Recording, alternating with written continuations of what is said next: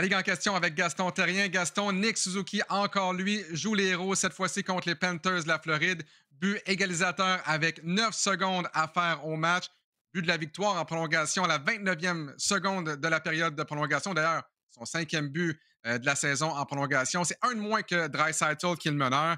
Gaston, ça lui fait 79 points en 74 matchs. Puis souviens-toi plutôt cette saison, quand la LNH a sorti Mhm. les équipes des 25 dernières années, dans la première formation des Canadiens, il y avait Koivu et Plekanec. Je te pose la question, le 2 avril 2025, Nick Suzuki est le meilleur joueur de centre des Canadiens depuis qui?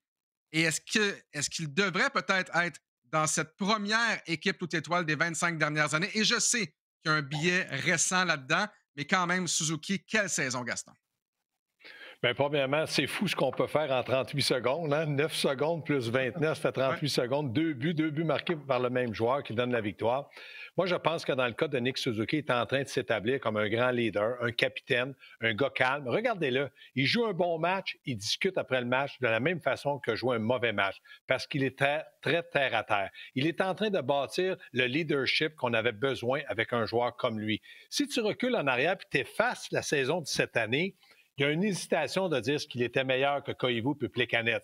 Sauf que maintenant, s'il amène de la constance dans son jeu offensif, défensif, j'ai l'impression que d'ici quelques années, on va dire Nick Suzuki est peut-être un meilleur joueur, aussi bon joueur que Vincent Danfous l'a été, que Pierre Turgeon l'a été, que Jacques Lemaire l'a été, ces grands joueurs de centre-là. Mais pour le moment, il est en train de bâtir son nom, il est en train de bâtir un leadership comme capitaine. C'est pas un capitaine qui va crier, engueuler ses joueurs, mais c'est un capitaine qui vit par l'exemple, puis il le fait très bien. Je parle des 2 buts rapides. Les 2 buts de Suzuki hier, c'était les deuxièmes plus rapides de l'histoire pour un même joueur.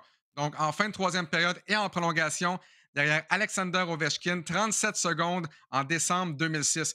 On parle de l'apport à l'attaque de Nick Suzuki, Gaston, mais il ne faut pas oublier l'apport en défense de Suzuki. Avant le match d'hier, on avait des statistiques de sport logique. Suzuki était 18e pour les passes bloquées, 20e pour les rondelles libres récupérées, 27e pour les bagarres pour la rondelle remportée. Souviens-toi, Suzuki a terminé 13e au scrutin pour le Selkie l'an dernier. Et on peut imaginer avec sa saison, il va recevoir davantage de votes probablement cette année. Est-ce qu'il va être dans le top 10, dans le top 5, à ton avis, peut-être pour les votes? Ben moi, j'ai une affaire que je comprends pas, là, Alexandre. Tu essaies de me vendre un joueur. Tu n'as pas besoin de me le vendre. Je le sais qu'il est bon. Il est bon défensif, il est bon offensif. C'est un joueur complet. Maintenant, oui, il va avoir des votes, c'est certain. Mais quand tu regardes un gars comme Barkov, là, dans le moment, Barkov domine la Ligue nationale au point de vue joueur défensif qui amène un apport aussi offensivement, le leadership.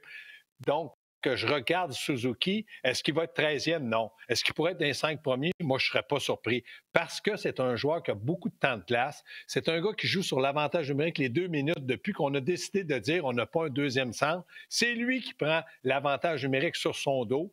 Puis défensivement, il est très appliqué. Vous avez vu le jeu en prolongation, mise en jeu, gagné. Tout de suite est parti vers l'offensive parce qu'il a voulu créer un impact offensivement. Donc, pour ma part, Nick Suzuki est un premier centre dans la Ligue nationale. C'est un gars qui donne énormément. Puis ce que j'aime de lui, c'est un gars terre à terre. C'est un gars mature, puis c'est un gars qui veut le bien du Canadien, puis le bien des partisans, c'est-à-dire les amener dans les séries. Dire qu'avant le début de la saison, Gaston, il y a des gens qui doutaient encore que Suzuki soit un premier centre. Il y en a qui le plaçaient même dans le dernier tiers, peut-être, des premiers centres de la Ligue nationale de hockey. Mais je me répète, quelle saison, sa meilleure dans la Ligue nationale de hockey jusqu'à maintenant. Un autre joueur qui fait très bien, Gaston, Lane Hudson. 3 passes hier, donc une passe sur chacun des buts des Canadiens. Ça lui en fait 6 à ses 2 derniers matchs contre les Panthers. Les Canadiens, là-dedans, ont marqué 7 buts. La seule fois où Hudson n'a pas eu de passe, c'est sur le but dans un filet désert de Gallagher dimanche.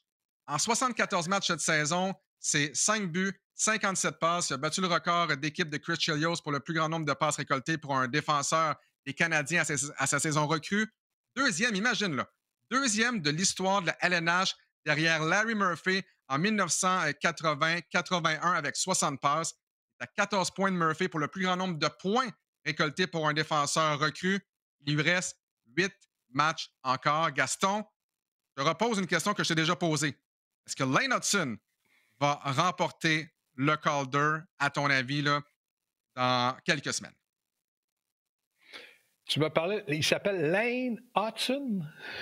Oui, oui. Je ne sais pas si on a déjà entendu parler. Écoute, il reste juste 8 matchs. Oui, mais moi, je pense que oui, il va être la recrue de l'année. Pourquoi? Parce qu'il y a un temps de glace très élevé. C'est un gars qui a un temps de glace entre 24, 26, 27 minutes de temps de glace. On l'a déjà vu approcher le 29 minutes de temps de glace à sa première année recrue. Ça veut dire qu'il a la confiance de ses entraîneurs. L'autre chose, c'est un gars qui est très intelligent. Je l'ai dit, il a une vision de jeu extraordinaire. J'ose espérer qu'il va être capable d'améliorer son lancer parce que j'aimerais le voir lancer. Même s'il n'a pas le meilleur lancer de la Ligue, il est précis, retour de lancer, déviation. Mais s'il fallait qu'il marque 25 buts comme McCart, là, on se dirait quel est le meilleur joueur entre Cale McCart et Lane Hudson? Ils ont des statistiques identiques. Là, ce qui y nuit, bien, ça ne lui nuit pas. Mais s'il y avait une vingtaine de buts à un moment donné dans sa carrière, avec une soixantaine de parts, c'est 1 point par match, tout près d'1 point par match en Ligue nationale. Donc, pour ma part, je pense que Lane Hudson est un indispensable pour le Canadien. Il est reconnu au travers de la Ligue. Moi, j'ai hâte de voir l'an prochain. Il va avoir un plan de match contre lui, tout comme Cale McCart a un plan de match contre lui quand il joue contre n'importe quelle équipe. Est-ce qu'il va s'en sortir? La réponse est oui. Est-ce qu'il va être recrue de l'année? Oui. La seule chose que j'aimerais lui dire, si je le voyais, ne te mets pas derrière le trophée, on ne te verra pas. C'est pas un joueur physiquement imposant, mais quel génie sur patin. Oui, vraiment. Et on va savoir au mois de juin s'il va mettre la main sur le trophée Calder.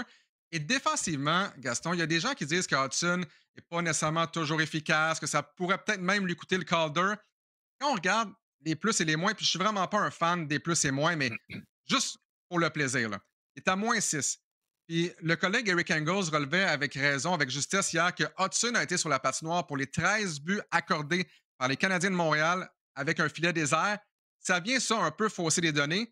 Comment tu le vois, toi, son jeu défensif? Comme ancien défenseur, justement, même à caractère offensif, comment tu le vois sur la patinoire, Hudson, défensivement? Mais premièrement, je vais répondre à ta première affirmation en disant qu'il a été sur la glace pour les 13 buts dans un filet désert. Je comprends ça, mais à ce moment-là, ils étaient 6 contre 5 et il aurait pu être 13 fois complice d'un but du Canadien qui ont marqué en enlevant le gardien de but. Donc, ces chiffres-là, pour moi, il faut faire attention à comment on les interprète. Demandez à Ovechkin s'il était content d'être sur la glace lorsqu'il n'y avait plus de gardien de but, combien de buts il a marqué pour battre le record qu'il va battre cette année, j'espère, de Gretzky. Et j'enlève rien à Lane Hudson, sauf qu'il faut prendre le pour et le contre. Il ne faut pas juste regarder le verre à moitié plein, il faut des fois l'emplir au complet et dire qu'est-ce qu'on voit dedans. L'autre chose, moi, je pense que du côté de Lane Hudson, c'est un joueur extraordinaire. Il va continuer à s'améliorer. Pourquoi qu'on dit qu'il a des petits défauts défensivement? C'est que son offensive est tellement élevée, tellement bon, sa vision de jeu est tellement bonne qu'on dit, bien, défensivement, il est correct. Mais quand tu es correct, puis que tu as un niveau de jeu aussi élevé offensivement, tu deviens un joueur étoile, peut-être un joueur concession, je ne le sais pas, mais je lui souhaite. Dans le cas de Lane Hudson, je ne suis pas inquiet pour sa défensive. Il n'est pas plus mauvais que n'importe quel autre joueur du Canadien. Puis c'est un joueur qui, comme je répète, il a un petit gabarit. C'est pas de sa faute, mais il compense par son intelligence.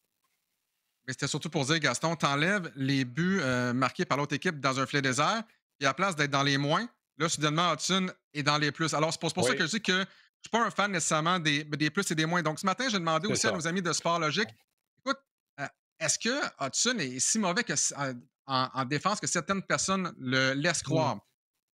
Dans la Ligue nationale de hockey, 99e pour les tirs bloqués dans les joueurs qui ont joué au moins 500 minutes cette saison. Les passes bloquées également, il fait très bien, c'est près de 5 par match. Les rondelles harponnées, 22e à 1,47. Les rondelles libres récupérées aussi cette saison, il est 23e. Ce qui lui fait mal un peu, c'est les bagarres à 1 contre 1. Il ne va pas en gagner beaucoup, mais c'est un joueur intelligent, justement, qui va bloquer les passes avec son bâton, va se servir de bonne façon de son bâton. Écoute, c'est sa première année dans la Ligue nationale de hockey. Il était bien placé pour le savoir. Pour Ouais. un défenseur qui rentre dans une ligue comme la Ligue nationale de hockey, faire ce qu'il fait présentement à sa première saison, c'est assez impressionnant. C'est impressionnant. Puis moi, je suis un peu comme toi, Alex. J'aime pas ces genres de statistiques-là parce que le match se déroule d'une façon. Tu peux penser qu'il a perdu la rondelle 4 fois, mais dans le fond, il a réussi juste à bloquer une passe que le joueur adverse voulait donner. Donc, c'est difficile. Moi, ce que j'aime de lui, c'est lorsqu'il donne la rondelle soit à l'autre défenseur ou un ailier. Puis en anglais, on dit jumper dans le jeu. C'est-à-dire que lui, quand il sait qu'on a besoin d'un but, il comprend la façon de jouer. C'est-à-dire, je donne la rondelle, puis je me libère pour la recevoir. Puis les joueurs du Canadien ont compris une chose. Si tu la donnes à Lane Hudson, il y a au moins 4 fois sur 5 qui vont entrer en zone ennemie, il va temporiser, puis il va fabriquer un jeu. Est-ce que ça va toujours aboutir à un but? Non. Mais ça va être partie du joueur qui a donné la rondelle, qui a patiné, puis qui a entré la rondelle. Donc, moi, quand je regarde Lane Hudson jouer, je ne regarde pas ses statistiques à sa première saison. Nomme-moi un joueur recru qui est arrivé dans la Ligue nationale et qui a fini plus 28, qui a eu 100 points. C'est très, très rare. Mais dans le cas de Lane Hudson, je pense que plus il va aller, plus il va être mature, plus il va s'améliorer. Gaston Caden Goulet, hier, a disputé un troisième match depuis son retour au jeu et j'ai vraiment aimé l'entrevue qu'il a donnée à Pierre-Roux avant le match. Il disait à quel point son plus gros défi, c'était pas tant physique que mental, la peur de se couper à nouveau, de reprendre confiance en son corps, en sa jambe, mais que plus ça allait, plus il se sentait à l'aise de jouer mentalement. Puis je retiens aussi ce que Marc Denis a dit à On Jase hier, que les autres organisations salivent quand il leur parle de Goulet. J'aimerais que tu me parles de l'importance du retour de Goulet dans cette fin de saison-là, avec quelques matchs à jouer seulement. Puis de l'effet domino que ça a eu, parce que là, évidemment, c'est Jacky qui a écopé. Oui. Est-ce que tu es d'accord justement avec cette décision-là d'avoir retiré Arbor Jacky? Surtout, parle-moi de Caden Goulet et de son retour dans la formation. Bien, premièrement, Caden Goulet, 3 matchs de jouer depuis son retour, un but, de passe. C'est méchant, mais il a marqué dans son but, puis il en a fait des hier. Non, mais je fais des blagues parce qu'hier, on était à l'antichambre avec Gilbert Delorme, puis Karel est mort, puis on disait, il y a quand même eu un but de passe, mais c'est certainement le meilleur défenseur du Canadien, le complet que tu as besoin sur la glace. C'est un gars qui frappe, il a une bonne relance, capable d'avoir des bonnes idées offensivement. Là, il faut faire attention. Là. Il a été blessé longtemps. Il revient au jeu dans le mix, dans les séries. Le niveau de jeu est très élevé, puis regarde comment il se comporte. Moi, ce que j'aime, c'est sa maturité. On dirait que des fois, il parle, il a l'air d'un gars de 30 ans, que ça fait 10 ans qu'il est dans la Ligue nationale, puis que son équipe va bien, puis qu'il prend en charge la défensive. C'est un gars que je pense Martin Saint-Louis était heureux de revoir dans la formation. Et moi, je l'ai toujours dit, quand un joueur d'impact se blesse à long terme et revient, il retrouve sa place. C'est là qu'il a poussé vers le bas Jacky. Mais Jacky, de 6e, il est tombé à 7e. Je regardais hier David Savard. David Savard est très utile aux Canadiens, puis jamais je vais y reprocher quoi que ce soit. Mais il a perdu un peu de vitesse, il a perdu de la mobilité. C'est devenu de plus en plus difficile. Est-ce qu'à un moment donné, un match, 2 matchs en 2 soirs, Martin Saint-Louis pourrait dire à David Savard, tu ne joues pas, je te repose, puis là, c'est Jacky? Je ne le sais pas. Sauf que Jacky, s'il revient dans la formation, et ce n'est pas ma décision, il va falloir absolument qu'il fasse attention lorsqu'il prend sa prise de décision. Vous avez vu la prise de décision qu'il a prise contre la Caroline, et ça, Martin Saint-Louis n'a pas aimé ça. Parce que lui, il joue pour gagner, puis chaque petit détail, chaque petite erreur peuvent te coûter un match. Donc, dans le cas de Jacky, quand il va revenir, il va falloir qu'il soit capable d'amener son jeu à un niveau capable de jouer régulièrement avec le Canadien de Montréal. De dernière minute, hein, aujourd'hui, Gaston Oliver Kapanen qui va rejoindre les Canadiens aujourd'hui. Il a joué à Montréal en début de saison avant de retourner en Suède. 35 points en 36 matchs en Suède, 2 passes avec Montréal. Tu le vois jouer quel rôle dans la formation de Martin Saint-Louis? Est-ce que tu l'insères directement peut-être sur ton 4e trio à la place de Pezzetta? Est-ce que ça devient ton 12e attaquant? Ben, ça va être difficile pour lui. Pourquoi je dis ça va être difficile? Parce que le Canadien est en mode série depuis la fin du mois de décembre. Donc, pour lui, ça va être très élevé. Il va s'apercevoir que le rythme est bon, mais qu'il va falloir qu'il démontre du caractère.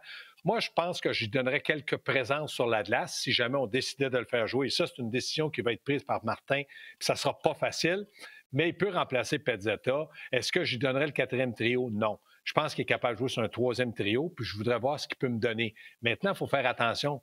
Dans le moment, Martin sait très bien qui joue bien puis qui joue mal, puis qui peut utiliser un peu plus ou un peu moins.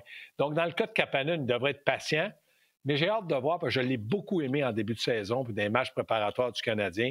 J'ai hâte de voir parce qu'il est capable d'amener une certaine offensive. C'est pour ça que le 4e trio, je me dis, je ne sais pas si je le place sur un 4e trio ou si je lui donne une présence ou deux, peut-être à l'aile gauche avec Newhook puis Patrick Laine, dépendamment qui peut être là. Mais ça va être encore une fois une grande décision que Martin devra prendre en fonction du bien de l'équipe. Gaston, on ne change pas une formule gagnante et c'est exactement la raison pour laquelle on se retrouve très bientôt pour une autre capsule de la Ligue en question. Toujours un plaisir, mon ami. Salut, Alex.